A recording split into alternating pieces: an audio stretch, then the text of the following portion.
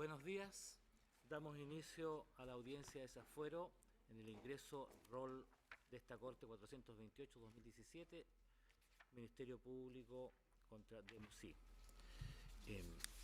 Tratándose de una audiencia pública que se rige por el Código Procesal Penal, los abogados se anotaron por un tiempo el cual se va a reducir de acuerdo a las facultades de este presidente. Se le va a dar 20 minutos a cada uno de los intervinientes. Señora relatora, ¿nos puede exponer los antecedentes de esta solicitud? Muchas gracias, presidente. Señoría, se ha fijado esta audiencia para efectos de conocer la solicitud del Ministerio Público en contra del diputado Felipe Demosí Iriar, diputado por el distrito 56 de la región de los Lagos, resultado electo para el periodo del 11 de marzo del 2014 por 4 años por el delito tributario contemplado en el artículo 97, número 4, inciso final. Consta, de acuerdo a la solicitud del Ministerio Público, que de los antecedentes de investigación, el diputado Demosí fue formalizado el 22 de junio del 2015 ante el octavo juzgado de garantía de esta ciudad por los hechos constitutivos del ilícito penal antes descrito. En la solicitud, el Ministerio Público hace presente que esa investigación se encontraba cerrada el 4 de marzo del 2017. Por lo tanto, su solicitud de desafuero iba tanto para la petición de formular acusación como para los efectos de pedir medidas cautelares. Sin embargo, consta de la carpeta judicial, tenía a la vista que la investigación actualmente se encuentra con reapertura en la investigación desde el 4 de abril por 120 días. Cita, sin embargo, el Ministerio Público que es necesario las medidas cautelares por los artículos 122 y siguientes. En cuanto a los antecedentes y hechos que son materias de formalización del señor Demosí en su oportunidad, señala que durante el año 2013 el señor Demosí inició su campaña electoral como para ser elegido diputado, y en ese entonces el imputado Demosí facilitó a la empresa Penta 2 boletas de honorarios ideológicamente falsas por un total de 8 millones de pesos.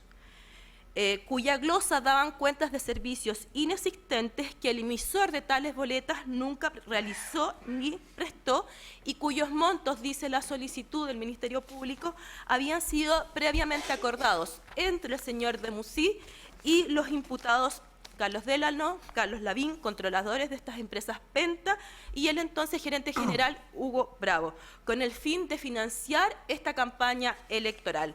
Para ello, el señor Demosí solicitó a Tomás Garcés, un amigo de colegio, y además quien participó en su campaña electoral, la emisión de estas 2 boletas por servicios inexistentes, emitidas el 13 de mayo y el 30 de julio del 2013. Estos fueron los hechos materia de la formalización. Los antecedentes de acuerdo a los cuales el Ministerio Público sostiene que se encuentra acreditada la existencia del delito y la participación del señor Demosí, dice en relación con la denuncia de octubre del 2014 presentada por el subdirector del Servicio de Impuestos Internos, la querella por delitos tributarios presentada también por el Servicio de Impuestos Internos de febrero del 2015, las declaraciones de Hugo Bravo, Marcos Castro, gerente general y gerente de finanzas del Grupo Penta, José Tomás Garcés, quien es el que emitió las boletas, y los señores Carlos Delano Abbott, Carlos Lavín García y el propio señor Felipe Demosí Iriar. Además de los antecedentes contables donde constan estos egresos y las transferencias bancarias por los montos de estas boletas que fueron emitidas en el año 2013. Sostiene entonces que de los antecedentes de investigación para el Ministerio Público es posible afirmar que el señor Demosí facilitó estas 2 boletas ideológicamente falsas y así ha incurrido en la comisión de este ilícito contemplado en el 97, número 4, inciso final, que permitió a los representantes y administradores de la empresa Penta incurrir en el fraude tributario del artículo 97, número 4, inciso primero. Luego, sostiene el Ministerio Público cuáles son las exigencias y el estándar de una solicitud de desafuero conocida por los y fijadas por los Tribunales Superiores de Justicia, por lo que solicita que se haga lugar a la presente causa a fin de solicitar las medidas que hace referencia en su petición medidas cautelares en contra del señalado diputado. Conferido el traslado a la defensa del diputado señor de Musí, hace unas consideraciones previas en cuanto a sus antecedentes curriculares, señalando que es diputado por el Distrito 56 de la región de Los Lagos, que antes se desempeñó como subsecretario regional ministerial del Ministerio de Desarrollo Social, que efectivamente el Ministerio Público formalizó una causa en su contra, imputándole la calidad de autor en determinados hechos que en concepto del ente persecutor eran constitutivos del fraude tributario del artículo 97, número 4, inciso final. Sin embargo, efectúa unas precisiones en que el Servicio de Impuestos Internos no ha efectuado una denuncia ni una querella concreta por hechos que digan relación con una actividad concreta del diputado. Sostiene que la denuncia efectuada por el subdirector del Servicio de Impuestos Internos no lo menciona a él ni al emisor de las boletas como autores de estos hechos que contempla la figura penal antes señalada. Y, por tanto, sostiene que esta denuncia se presenta contra 14 personas plenamente individualizadas y que si bien esta se presenta contra todos aquellos que resultan responsables y sin perjuicio de anunciar que en su oportunidad el servicio hará uso de la facultad que contempla el artículo 162 del Código Tributario, esta jamás se ejerció en contra de quienes emitieron tales boletas y que en este caso está plenamente identificado, esto es el señor José Tomás Garcés. Por lo tanto, en el caso, los hechos señalados en la denuncia se tratan de personas determinadas que no tienen relación con conductas desplegadas por el señor de Musí. Así, hay una aparente contradicción en la actividad persecutoria del Ministerio Público. Señala además una situación de texto en cuanto a lo que se le imputa es la facilitación de boletas, pero reafirma que la denuncia al Ministerio Público dice relación con la facilitación de boletas de personas que son ajenas al entorno del señor de Musí. Y confirma esta tesis, sostiene la defensa, las circunstancias que el propio Servicio de Impuestos Internos imputó el monto de estas boletas, de estas dos boletas emitidas el año 2013, al impuesto global complementario del diputado señor de Musí, pagando oportunamente la suma requerida por el servicio vía administrativa, operación realizada en los meses de junio y agosto del 2016. Es por eso que sostiene que no existe antecedentes serios y concretos que permitan acoger una solicitud de desafuero, que la querella del Servicio de Impuestos Internos presentada en febrero de 2015 se dirige en contra de personas determinadas, no figura él, y no se utilizó la forma en contra de quienes resulten responsables. Hago presente además, señoría, que la defensa acompaña el día 17 de mayo pasado, que acompañó un téngase presente en cuanto a que el Servicio de Impuestos Internos nunca presentó una querella en contra del señor Felipe de Musí Iriar, que no existió una denuncia expresa en contra suya por parte de este servicio, y además ello confirma la falta de interés en la persecución penal. Y acompaña efectivamente lo que demostraría eso, consistente en la copia simple de giro por reintegro de estos impuestos efectuado el 12 de agosto del 2016. Esos serían los antecedentes. Señor. Gracias. Se puede dar inicio a su solicitud la parte del Ministerio Público. Gracias, señor presidente. Con la venia de este ilustrísimo tribunal, alego en representación del Ministerio Público con el objeto que se ordene el desafuero del imputado Felipe de Musí por los hechos que han sido expresados recientemente y de manera muy clara por la señora relatora, haciendo presente, como ya se ha dicho, que originalmente esta solicitud se plantea en los términos del artículo 416, inciso primero y segundo, es decir, para poder formular acusación y para pedir medidas cautelares, y habiéndose reabierto la investigación con fecha 4 de abril del presente año, la solicitud se circunscribe exclusivamente al artículo 416, inciso segundo, es decir, a la solicitud de medidas cautelares.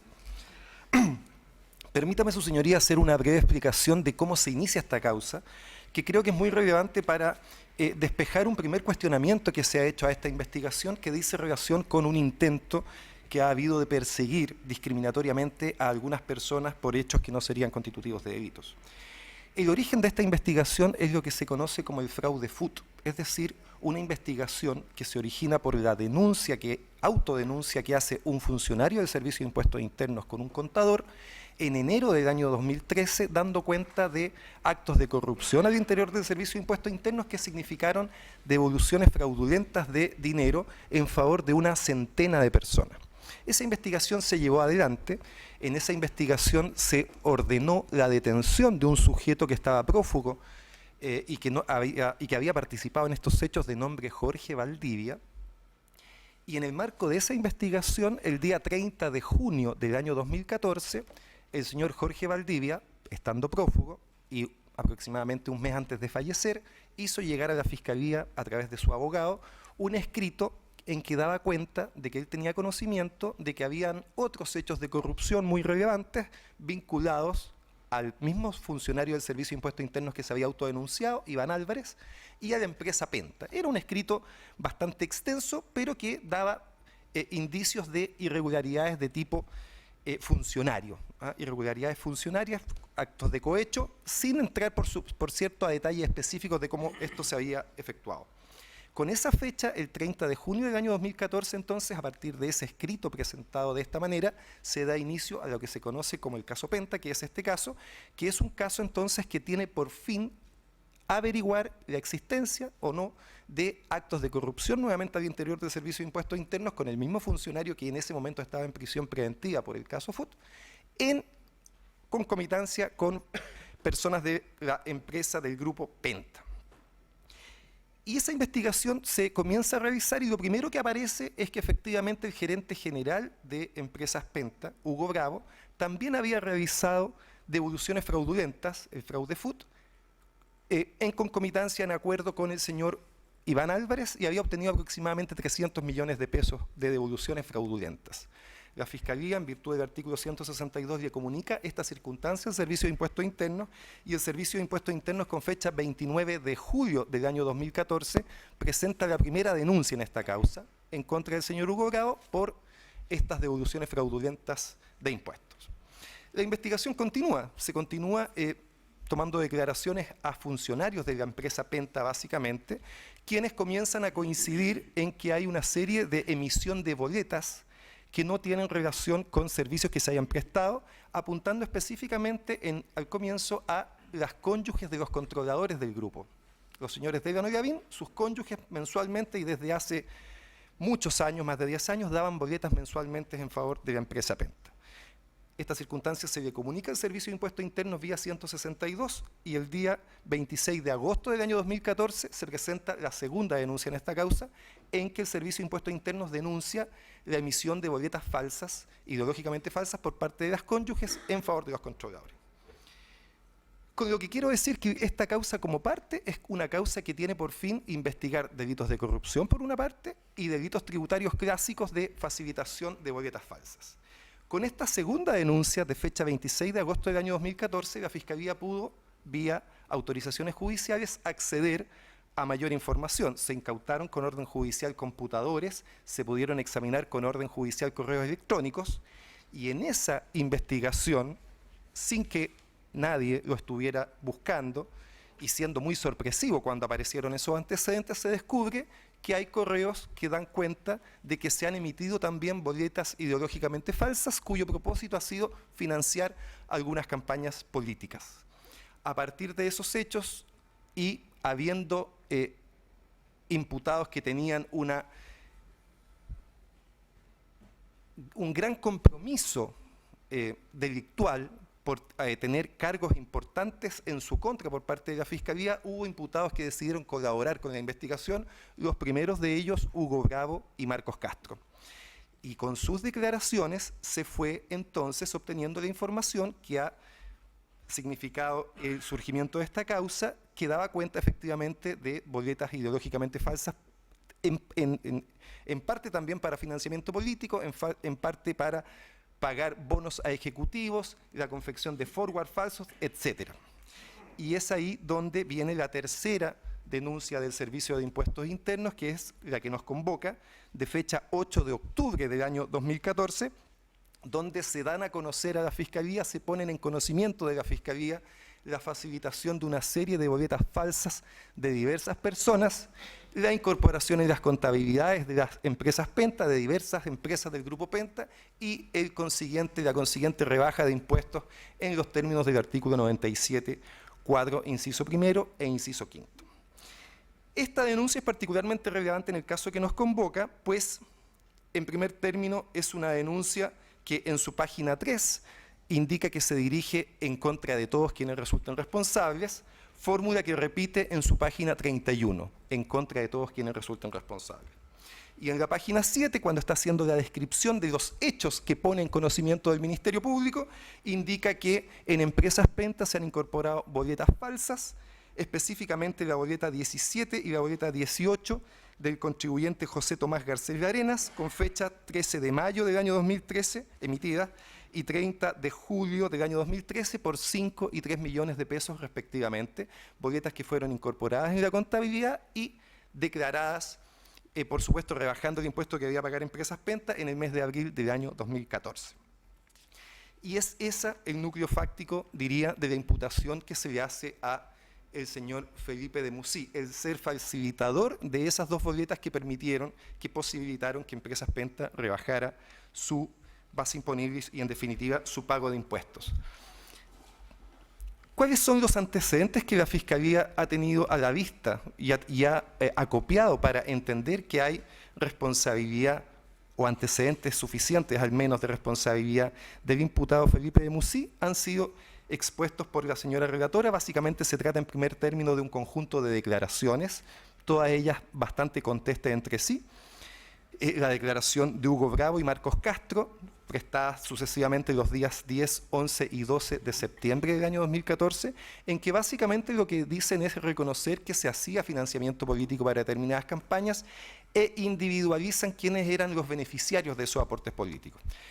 Como este tema se podía prestar para confusiones, el señor Hugo Bravo dice: yo tomé una prevención.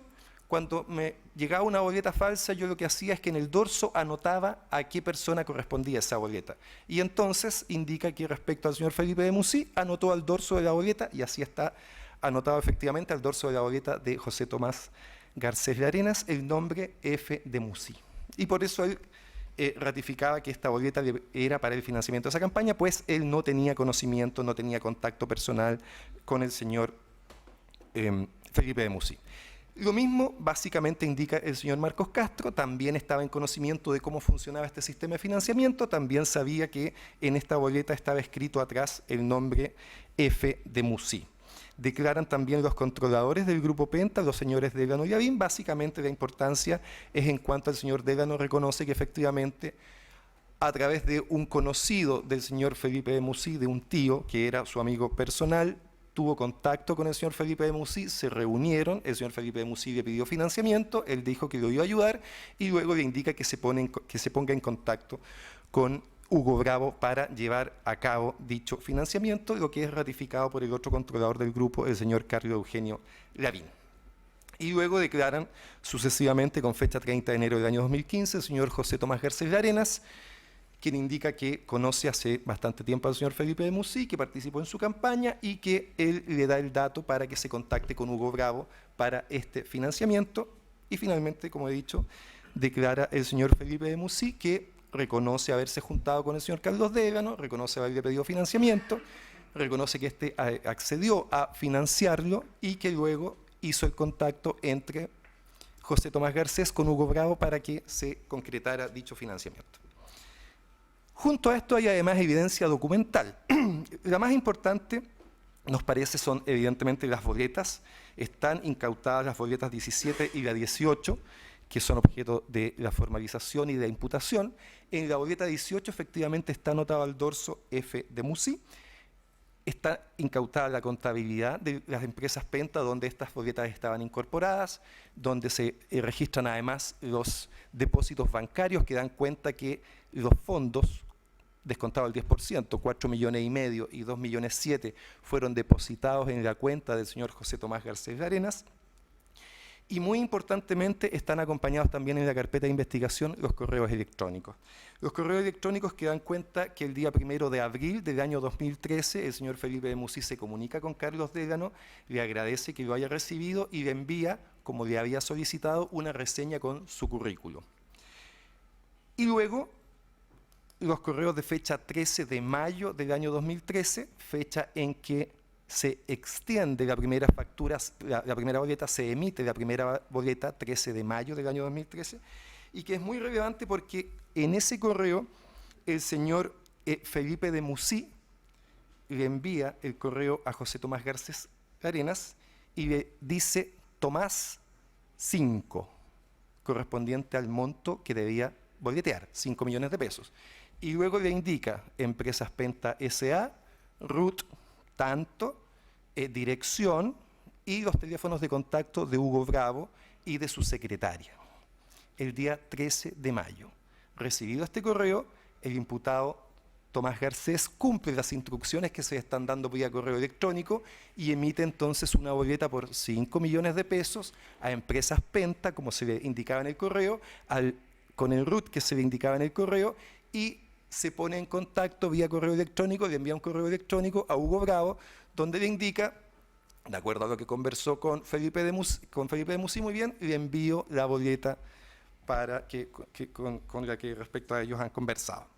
Y luego de eso viene el correspondiente pago del dinero, que como he dicho, el mismo día 13 de mayo se deposita en la cuenta, 13 de mayo, bien digo, se deposita en la cuenta de Chile de José Tomás Garcés Arenas. Luego hay correos semejantes para la segunda boleta, que son con fecha 30 de julio del año 2013, donde nuevamente José Tomás Garcés se pone en contacto con Hugo Bravo y le envía la segunda boleta, y finalmente un correo de fecha 2 de agosto del año 2013, donde José Tomás Garcés se pone en contacto con la secretaria del Grupo Penta, Milenda Lencón, para darle la cuenta corriente donde se efectuaba este segundo depósito. Y finalmente están incorporadas en la carpeta de investigación las cartolas bancarias del Banco de Chile de José Tomás Garcés Arenas, donde constan los depósitos por 4,5 millones de pesos de fecha 13 de mayo, y que él transfiere 2 días después, el 15 de mayo, a la cuenta de Felipe de Musí. Y la cuenta de Felipe de Musí, del Banco BCI, donde consta la transferencia de estos 4,5 millones de pesos. Y luego, siguientes cartolas, donde consta el depósito en la cuenta de José Tomás Garcés por 2.700.000 pesos, con fecha 6 de agosto del año 2013, la segunda boleta, y luego la transferencia que le hace a la cuenta de Felipe de Musí en 3 parcialidades. El 9 de agosto, 200.000 pesos, el 13 de agosto, 2 millones de pesos, y el 16 de agosto, 500.000 pesos. Lo interesante además son los comentarios que se le hacen a estas transferencias. Al primero se le pone abono CD, Carlos Dégano, al siguiente saldo abono CD, y al siguiente saldo final abono CD. No hay duda de que corresponden a los dineros que se había comprometido y efectivamente entregado el señor Carlos Dégano mediante este mecanismo. De esta manera, entonces, estos hechos fácticamente colman la tipicidad del artículo 97.4, inciso final. La ley contempla 3 acciones típicas, la que nos interesa es la de facilitar, que en los términos de la Real Academia de la Lengua, su señoría, es hacer fácil o posible la ejecución de algo o la consecución de un fin, y también proporcionar o entregar. Eso es lo que hace el imputado, facilita que esta boleta falsa se entregue por parte del imputado José Tomás Garcés, que es quien la emite, a las empresas Penta, que son quienes la registran. Se exige también que estos documentos facilitados sean falsos, lo que también está acreditado, pues las boletas de honorarios que se facilitan dan cuenta de servicios inexistentes, de una relación jurídica que no es real, y eso también está acreditado por las declaraciones de todos los imputados, y que el objeto de esta facilitación sea cometer o posibilitar la comisión de los delitos tributarios previstos en el artículo 97, número 4, que en la especie efectivamente ocurre. No solo se posibilitó en este caso, sino que efectivamente esa posibilidad se concretó. Empresas Penta incorporó estas facturas en su contabilidad y con ellas dedujo los dineros que debía pagar al Estado. Creemos que estos hechos sobradamente, su señoría ilustrísima, cumplen el estándar que los tribunales de justicia, este es un tema que se está discutiendo muy actualmente, y a ese efecto la sentencia que esta misma ilustrísimo Tribunal Pleno dictó en el caso de Jaime Orpiz lo indica con claridad. Los requisitos son que los hechos presenten caracteres de delito.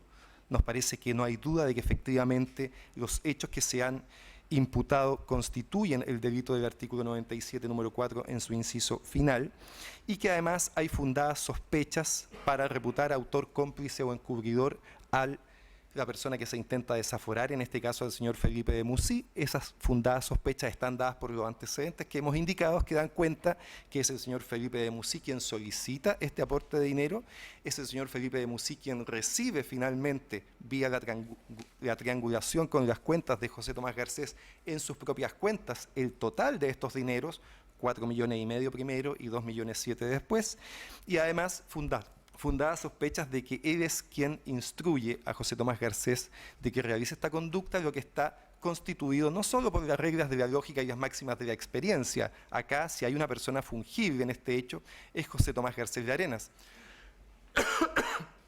Podría haber sido otro sujeto el que hubiera facilitado las boletas, pero no solo por las máximas de la experiencia, sino también por el correo electrónico que se ha hecho referencia de fecha 13 de mayo, en que el señor de Musí le instruye el llenado de la boleta por 5 millones de pesos.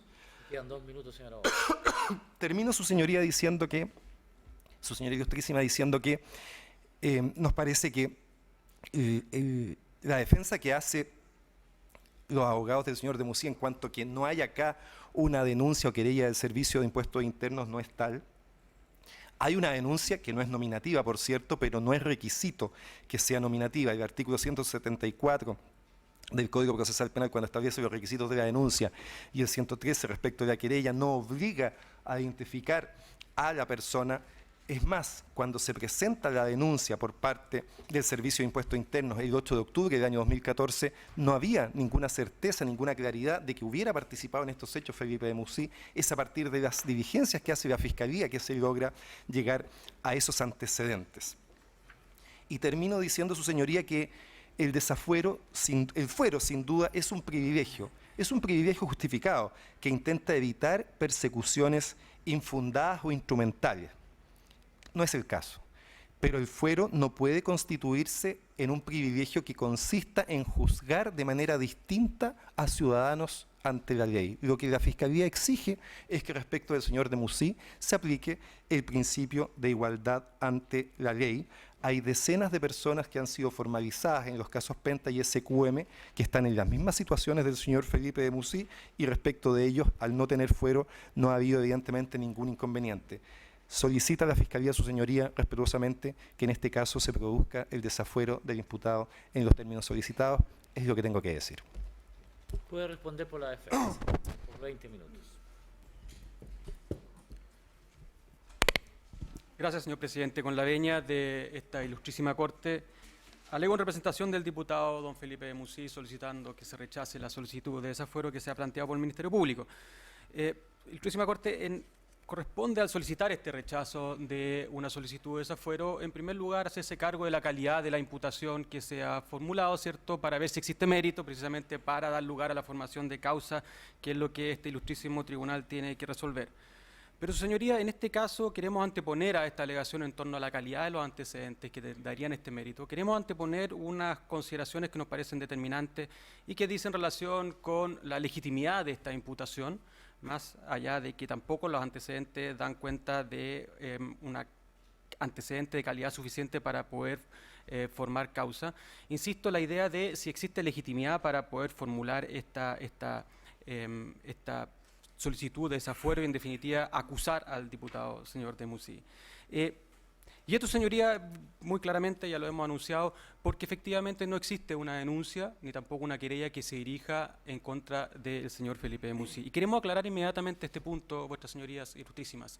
No se trata de que exista una acción penal que se haya dirigido nominativamente o contra quienes resulten responsables, sino que se trata de una cuestión distinta, mucho más fundamental. Se trata del hecho de que el Servicio de Impuestos Internos no ha denunciado ni se ha querellado por el hecho que se imputa al señor Felipe de Musí.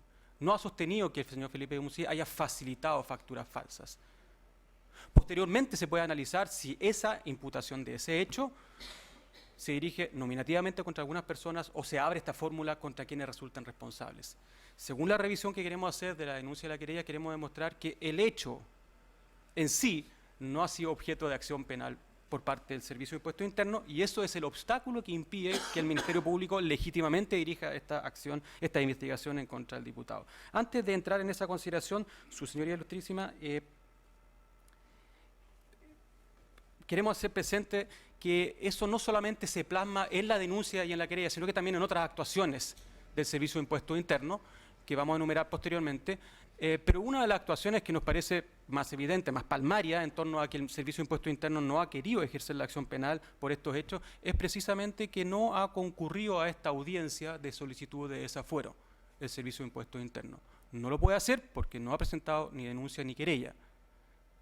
Considerar lo contrario significaría que en este acto ha abandonado esa pretensión, porque efectivamente no viene a sostener la acción penal pública en esta instancia en que se pide el desafuero para poder acusar. Parece eso una demostración bastante nítida de que precisamente no ha ejercido esta denuncia o esta querella, según analizaremos a continuación. Solo brevemente queremos, además, antes de hacer ese análisis, destacar 4 particularidades que presenta esta causa respecto al señor Felipe de Musí, que la distinguen nítidamente de todas las otras personas que han sido acusadas en esta causa por el Ministerio Público. Cabe hacer la salvedad a su señoría ilustrísima que la acusación ya se dedujo.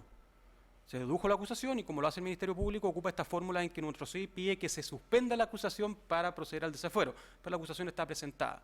Se reabrió la investigación para realizar diligencias precisas solicitadas por una defensa. No se puede extender esa parte de la investigación reabierta a ningún otro hecho que no haya sido esta que se solicitó, esta ampliación de investigación que se solicitó. Es por lo tanto que, si bien está abierta la investigación, ya hay una acusación planteada en torno a lo que se le imputa al señor Felipe de Musí. Su señoría, 4 características muy nítidas que la diferencian.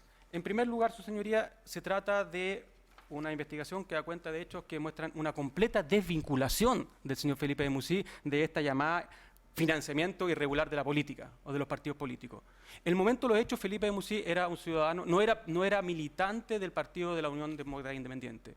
No pertenecía a ese partido político, estaba viendo cómo financiar una precandidatura con mira a que lo pudieran nominar en algún partido para ser candidato a diputado. Es en ese contexto que él concurre a este padre de un amigo, concurrió a muchas personas que son amigos, como es el señor Carlos Delano, para pedirle apoyo financiero.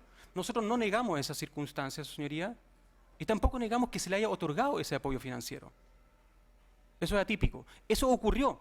Él se reúne con el señor Delano, está el correo que menciona el señor fiscal y dice, se reúnen y le pide este apoyo. Posteriormente le manda, insisto, el correo y le dice, Choclo, aquí van mis antecedentes según lo conversado. Es en ese contexto que Felipe de Musí, volviendo a Chile de trabajo que había hecho en el exterior, después de haber sido Seremi, trata de ser candidato, pero con completa desvinculación. Posteriormente, muy posteriormente, se incorpora al partido de la UDI. Es una primera consideración que nos parece muy importante en cuanto a también la versión que ha dado Felipe de Musí como ocurrieron los hechos, y que está corroborado por las declaraciones del señor Delano, por la declaración del señor Bravo, etc.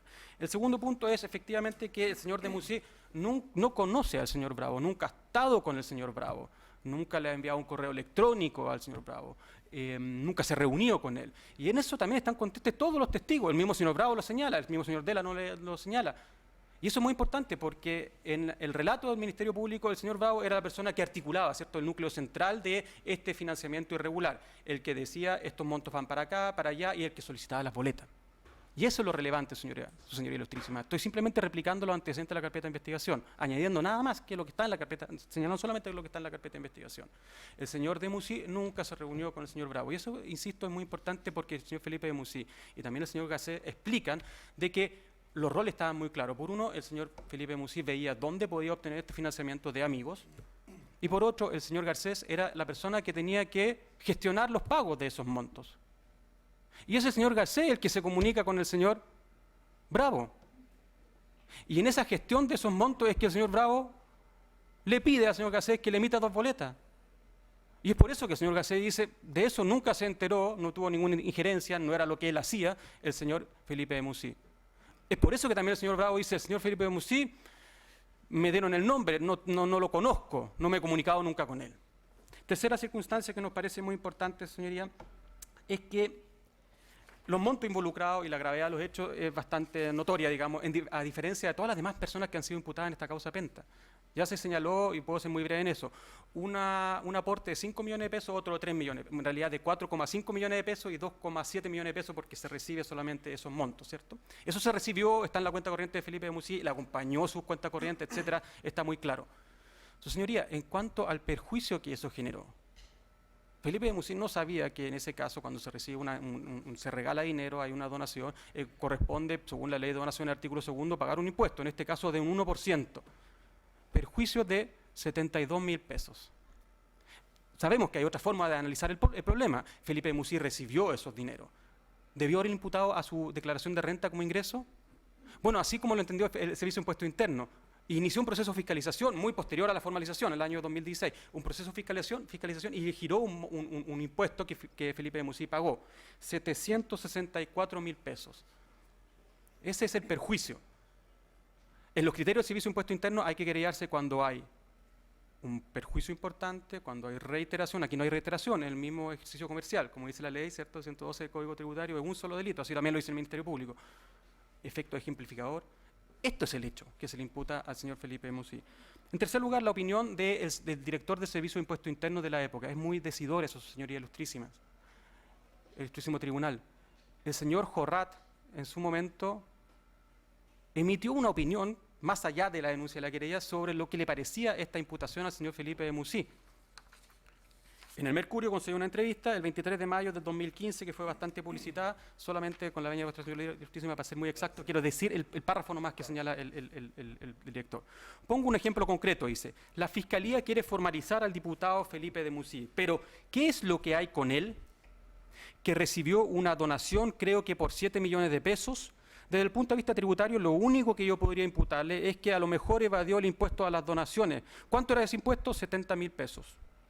Y creo que no, y yo mismo le sugerí al fiscal que me parecía que no era necesario formalizar al diputado de Musí y que nosotros no estamos por denunciarlo ni querellarnos, porque es ridículo. El director del Servicio de Impuesto Interno sostiene eso a la fecha. Y por último, su señoría, nos parece, serán los 4 puntos que quería anteponer al problema de la legitimación que tiene el Ministerio Público para deducir esta acusación y solicitar aquí que se forme causa en contra del diputado. Su señoría, la denuncia del 8 de octubre del año 2014, insisto sobre la idea, no se trata de que se haya ocupado o no la fórmula de contra quienes resulten responsables, insisto sobre el punto, sino que se haya descrito el hecho de que Felipe Musí haya facilitado facturas falsas. Muy esquemáticamente, señoría, pero sin dejar nada fuera de esta denuncia. Se inicia con una suma en que se dice denunciados, denunciado 1, denunciado 2, denunciado 3, y se señalan las personas que van a ser denunciadas, que en este caso están enumeradas una por una, individualizadas. Posteriormente se hace, ya en el texto de la denuncia, una individualización de cada una de estas personas y se señala cuál es el hecho que se le imputa. El hecho que se le imputa. A 11 personas se le imputa precisamente la declaración maliciosamente falsa del impuesto a la renta, el inciso primero del 97, número 4, como hecho. Y después se señalan 3 personas, respecto a las cuales se describe una facilitación de facturas falsas. ¿Cuáles son esas 3 personas? Son 3 mujeres, la señora Winkler, la señora Denalo Abbott y la señora Delano Méndez. Se describe esa circunstancia y se dice que esa denuncia entonces es por el 97, número 4, inciso final. En el primer grupo no se dice nada, se dice simplemente nominativamente. Y respecto a la facilitación de estas 3 personas, la facilitación de facturas que se individualizan, son 76, 66 facturas, se dice que se dirige contra estas 3 personas, que son las emisoras de las facturas, y contra quienes resulten responsables. Si se pretende incluir ahí al señor Garcés y al señor Felipe de Musí, evidentemente no calza, porque ellos no son partícipes en la emisión de esas 66 facturas, etcétera, etcétera. En el primer grupo de hechos tampoco, porque eso se trata justamente de la declaración maliciosamente falsa del impuesto a la renta de las empresas Penta, en los cuales ellos no tuvieron ninguna incidencia. El legislador quiso separar eso, ¿cierto? Estableció el inciso primero y el inciso final como hechos completamente separados. ¿Dónde aparecen entonces estas facturas en estas denuncias nominativas sobre hechos determinados y personas determinadas? En un cuadro, según lo ha referido también el señor fiscal, ¿cierto? En un cuadro en que se dicen a modo ejemplar cuáles son las facturas que incorporó Penta S.A. en su declaración de impuesto del año tributario. Y sale entonces en la numeración el señor Garcés, las dos boletas con la individualización de los montos, etc. Pero señorías, si esto no fuese suficiente, si hubiese alguna duda, si es que el Servicio de Impuesto Interno además quiso denunciar el hecho de que Felipe de Musí facilitó facturas falsas, muy preciso, ¿qué es lo que señala a reglón seguido en la denuncia el Servicio de Impuesto Interno? Esto es muy relevante, su señoría, porque expresa la voluntad del Servicio de Impuesto Interno, quien tiene el monopolio de la acción penal en materia tributaria. Sin perjuicio de lo anterior, en relación con las personas que figuran como emisores de las facturas exentas o de las boletas de honorarios que se detallarán más adelante en el cuadro, respecto a las cuales no se ha hecho extensiva de forma nominativa la presente denuncia por el delito 97, número 4, inciso final del Código Tributario, es del caso señalar que este servicio ejercerá oportunamente las acciones legales correspondientes, en conformidad al artículo 162 del Código Tributario, según el mérito de los antecedentes que arroje el avance de la investigación, de acuerdo a los criterios consistentemente sostenidos por la institución en la materia, los que consideran la gravedad y reiteración de la conducta, el perjuicio fiscal y los efectos ejemplificadores, entre otros. O sea, el Servicio de Impuesto Interno, para que no quede ninguna duda, dice, esta denuncia respecto a este cuadro no se extienda el hecho de la facilitación de facturas falsas, quien quiera haya participado en ella. Eso lo haremos más adelante con el estudio de los antecedentes. Después viene el petitorio de la denuncia, en que nuevamente se dice que se tenga por interpuesta la denuncia por estos hechos de incorporación de factura en la declaración de renta y por estos hechos que son estas 3 mujeres que habrían facilitado facturas falsas. Concluye la denuncia. Muy importante, señora ilustrísima. Siempre esta manifestación de voluntad del Servicio de Impuesto Interno tiene 2 partes. Un acto procesal, por decirlo así, que es la denuncia, y un acto administrativo, que es estas resoluciones que dicta, ¿cierto?, el subdirector jurídico. Un acto administrativo en que dice, instruye, dedúzcase, denuncia contra, también aquí este acto administrativo del Servicio de Impuesto Interno en que dice, dedúzcase, denuncia, y se enumera quiénes son las personas que deben ser denunciadas. No está desde luego el señor Garcés, con su factura y en esa resolución, desde luego tampoco está el señor Felipe Musí. A continuación, su señoría, entonces corresponde hacerse cargo también de la querella. Bueno, efectivamente, como señalamos, se había anunciado que después se iba a deducir esta querella que se presenta el 20 de febrero de 2015. Podemos ser muy breves en esto, señoría. Ahí no hay ninguna expresión de contra quienes resultan responsables. Es simplemente nominativa. Por un lado, se hace el mismo esquema. Por un lado, la declaración maliciosamente falsa de impuesto a la renta, que es cierto que sabemos que se hace en abril, se incorporan ahí facturas, y por otro lado, la facilitación. Ahí nuevamente están estas 3 personas, la señora Winkler, la señora Delano Abbott y la señora Delano Méndez. Y se incorpora una 4ª persona, que no es ni Garcés ni Felipe de Musí. Nuevamente, obviamente, para describir cuáles son las facturas que dieron lugar a la declaración maliciosamente falsa, está la mención de las 2 facturas del señor Garcés. Es decir, no se trata de que Felipe de Musí no haya sido nombrado en ninguno de los 2 escritos, nunca no aparece en ninguna parte su nombre, no se trata de ese hecho que podría ser más bien anecdótico, sino que se trata de la manifestación de voluntad del Servicio de Impuesto Interno en estas presentaciones, su señoría. Hay un problema que uno se pregunta de orden más bien, casi, si me permite la expresión, semántica. ¿Cómo tiene que hacerlo el Servicio de Impuestos Internos para querellarse contra una persona, por un contribuyente, por la declaración de impuestos de rentas falsas, por incorporación de facturas falsas, sin a su vez hacer uso del inciso final? ¿Cómo se hace? Si es que tiene que mencionar la factura o la boleta que dio lugar a esa declaración de impuestos falsas. Pareciera que lo lógico es que diga, nombro esta factura, esta boleta, pero señalo expresamente de que no quiero ejercer la acción penal respecto del inciso final, como lo ha hecho entonces en esta denuncia. El Ministerio Público dice que cualquier cosa que se nombre es entonces una denuncia. Su señoría, una denuncia es un acto con una cierta finalidad. Hay un informe del profesor Héctor Hernández que no está incorporado por otra causa en que él expresa eso. Es un acto intencional. En ese otro caso había un contexto en que se relataba algo. Aquí ni siquiera se relata ese algo. Se nombran facturas, nada más que eso.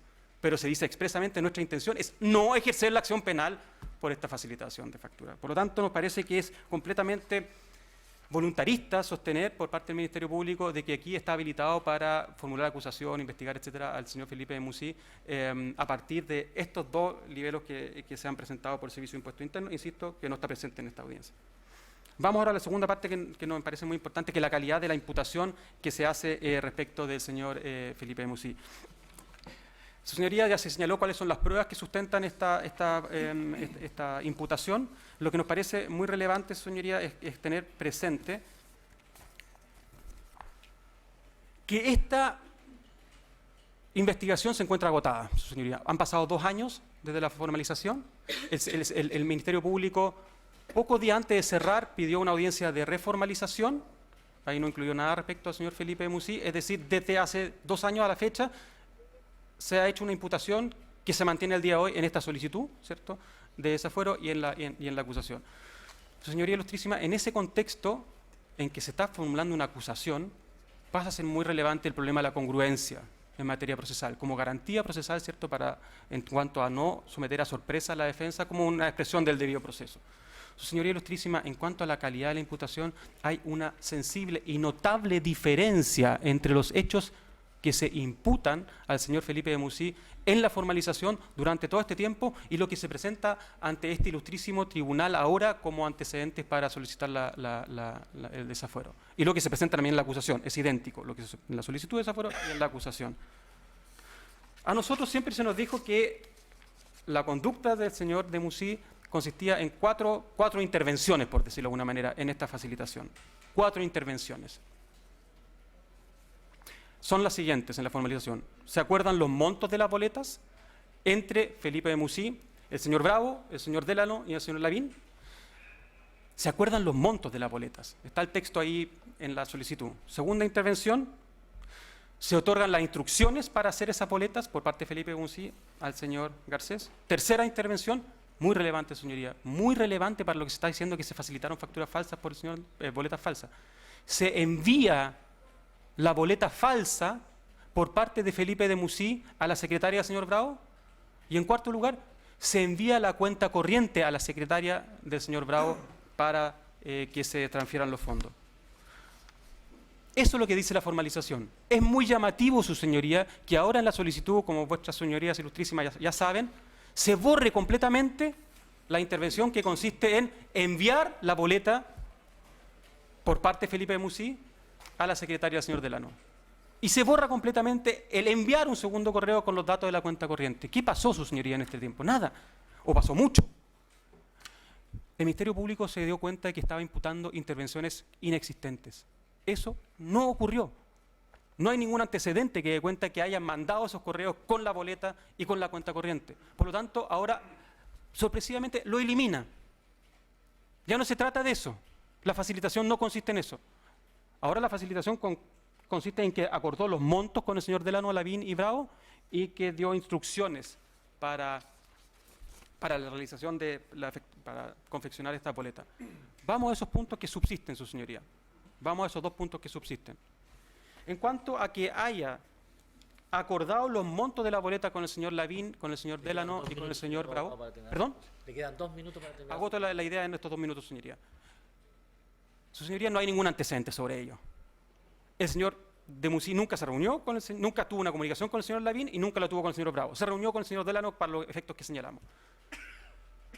Y en la segunda intervención, que es la que va restando, que es que había de instrucciones, bueno, señoría, lo único que hay, su señoría, es un correo electrónico. De esta cadena de correo electrónico hay un correo electrónico que le dio el señor fiscal, que habla del monto del aporte que recibió, en que se comunica el señor Felipe de Musí con el señor Garcés. El monto del aporte, 5, entendamos que esos 5 son los 5 millones que recibió. Se señala a la persona que le tiene que pagar esto, con el cual el señor Garcés tiene que gestionar el pago, se individualiza al señor Bravo y se indica cuál es la empresa a la cual él pertenece. El señor Felipe de Musí recibió aporte de distintas personas. Le indica eso al señor Garcés.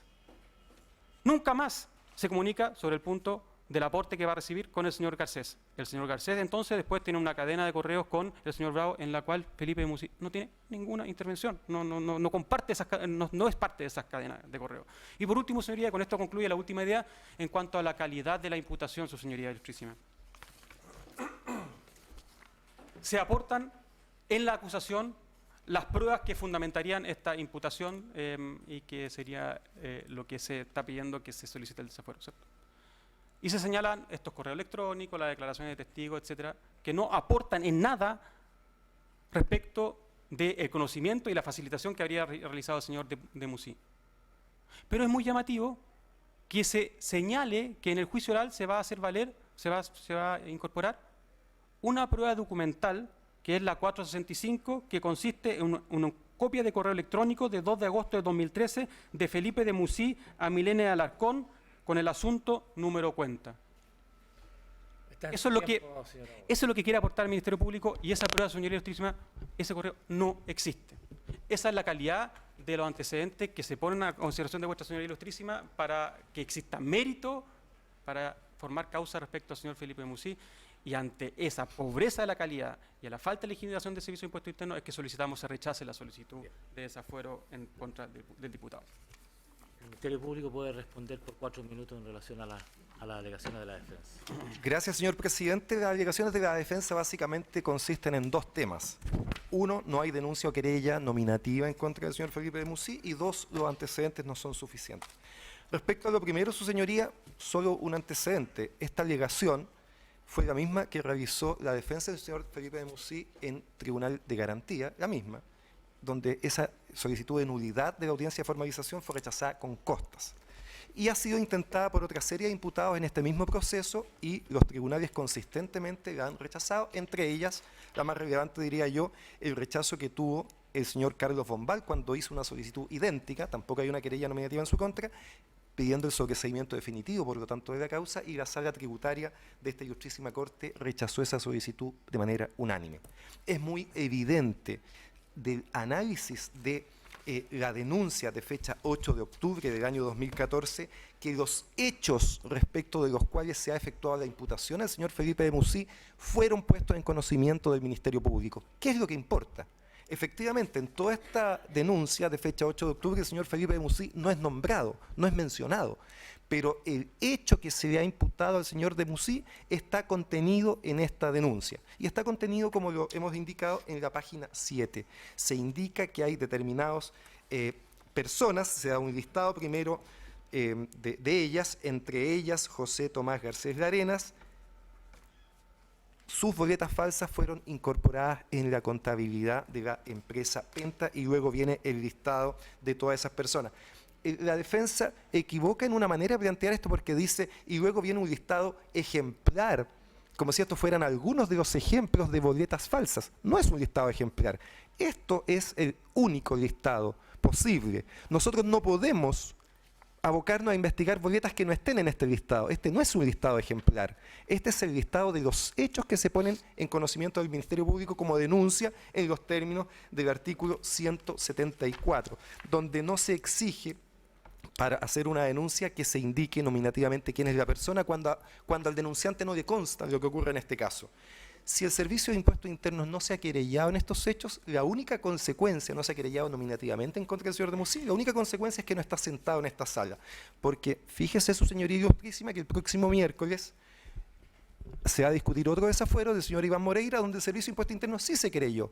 Y se querelló nominativamente en contra de 5 boleteros, nominativamente en contra de ellos, cuyos montos de boletas son inferiores a los del señor de Musí, individualmente. Entonces no me vengan a decir acá que el Servicio de Impuestos Internos discrimina en base a los montos. No es real eso. No es real. Tomará sus decisiones, la ley así lo permite, pero la Fiscalía por esas decisiones no está obligada. La Fiscalía y la jurisdicción se ejerce en base a los hechos denunciados y en la denuncia de fecha 8 de octubre, los hechos que forman parte de esta imputación han sido denunciados. Y lo segundo que alega la defensa es decir, los antecedentes no son suficientes. Y lo que a ese respecto decimos, y los antecedentes que la defensa alega son de participación, ¿no es cierto? No discuten que estos hechos puedan ser delitos, pero son culpa de Garcés, están diciendo. Y el señor de Musí no participó. A ese respecto, la Fiscalía lo que dice es hechos asentados mediante los antecedentes que hay en la carpeta, el que pidió este financiamiento fue el señor de Musí, el que recibió en su cuenta corriente estos dineros fue el señor de Musí, y lo más relevante, y eso es lo que la defensa no se hace cargo, es que es el señor de Musí el que le da las instrucciones a José Tomás Garcés de Arenas para el llenado de esa boleta. Se las da el día 13 de mayo del año 2013 por un correo electrónico, tras lo cual el señor José Tomás Garcés llenó esa boleta, le dice el monto, 5, y le indica, está acompañado en la carpeta, Empresa Penta S.A., RUT 87-107-000-8, dirección El Bosque Norte 0440, piso 15. Todos los antecedentes que el señor Garcés arregló enseguido, llenó en su boletita y se le envió al señor Hugo Bravo. Y dice la defensa, nunca tomó contacto con el señor Hugo Bravo. Mire el correo de fecha 13 de mayo, que envía Tomás Garcés a Hugo Bravo. Estimado Hugo, mi nombre es Tomás Garcés, la persona que le comentó Felipe de Musí. Nunca tomó contacto con Hugo Bravo. En el correo electrónico siguiente le está diciendo la persona que le comentó Felipe de Musí. Son evidentemente, su señoría, muy claros los antecedentes tanto de que hay una denuncia y en virtud del principio de la igualdad ante la ley nos parece que se cumplen los requisitos para desaforar al imputado Felipe de Musí. Es lo que tengo que decir, su señoría ilustrísima. La defensa también tiene 4 Señoría, minutos para hacerse cargo de él. Justamente son los puntos que señala el señor fiscal. El incidente que se dedujo fue resuelto por un juez de garantía, una jueza de garantía el 28/5/2015, y se refirió exclusivamente a si existía aquí no un hecho denunciado o querellado, sino que al problema que señalábamos, si esta querella o denuncia eran nominativas o se referían a quien resulte responsable. Considerando 5, que de aceptar la interpretación del incidentista en cuanto exige una denuncia o querella que llama nominal o nominativa y que esto vulneraría el principio procesal, etcétera. Señorías, ya hemos explicado, nuestro problema no es que la denuncia sea nominal, nominativa o se extienda a quienes resulten responsables, porque como se resuelve en este incidente, efectivamente hay una fórmula que dice contra quienes resulten responsables. Lo que nosotros estamos señalando es que esa fórmula contra quienes resulten responsables se refieren a 3 facilitaciones de facturas falsas, de la señora Winkler, de la señora Delano Abbott y de la señora Delano Méndez. Esa contra quienes resulten responsables no se extiende a ninguna otra boleta que haya incorporado Penta. Y no lo decimos nosotros, no puedo por tiempo repetirlo, ¿cierto? Lo dice el Servicio de Impuesto Interno en el propio escrito. No extendemos esta acción penal respecto de cualquier otra facilitación. El hecho de que esto haya sido simplemente esta enumeración, esta tabla a modo ejemplar, leo simplemente lo que dice la denuncia. A modo ejemplar se indica a continuación la factura no afecta o exenta de IVA, falsa, etcétera, etcétera, con objeto de perpetrar la comisión de los delitos tributarios antes indicados. La declaración de impuestos falsa. No es que nosotros digamos que sea a modo ejemplar, es el Servicio de Impuesto Interno en su denuncia que lo señala de manera completamente clara. Previamente esto se ha visto en esta ilustrísima corte respecto a la situación de señor Bombal, en la cual se sostenía otra cosa por la defensa. Se sostenía que por principio de accesoriedad no se podía llevar a la persona que había colaborado con la facilitación y no al facilitador. Nosotros no nos hacemos cargo de esa alegación, puede ser. Eso es otro problema. Y lo que dijo el Ministerio Público es que no traía al facilitador porque estaba fuera del país y no iba a pedir la extradición. Pero de todas maneras no deja de llamar la atención, su señoría ilustrísima, que el juicio oral que se sostiene que se va a aprobar tantas cosas que ha hecho el señor Garcés es imposible contra el señor Garcés. Porque por alguna razón que no entendemos, el señor Garcés siquiera ha sido, no ha sido ni siquiera formalizado en esta investigación. Mal puede ser llevado a un juicio oral como acusado y como autor de un delito. No ha sido ni siquiera formalizado. Su señoría, en cuanto a la calidad de los antecedentes, el minuto que me queda, señoría, por lo que ha dicho el propio fiscal, lo que queda es un correo electrónico. Todo lo demás dice relación con que el señor Felipe de Musí recibió fondos del señor Delano y de empresas prentas, y eso lo tenemos que reconocer. Eso es un hecho atípico que nosotros reconocemos. Él recibió esos fondos. Lo que estamos señalando es que él no facilitó las boletas, ni tuvo conocimiento de que alguien haya facilitado esas boletas. Y para eso hay un correo que habla de un monto, de la persona que tiene que entregarlo y a qué empresa pertenece.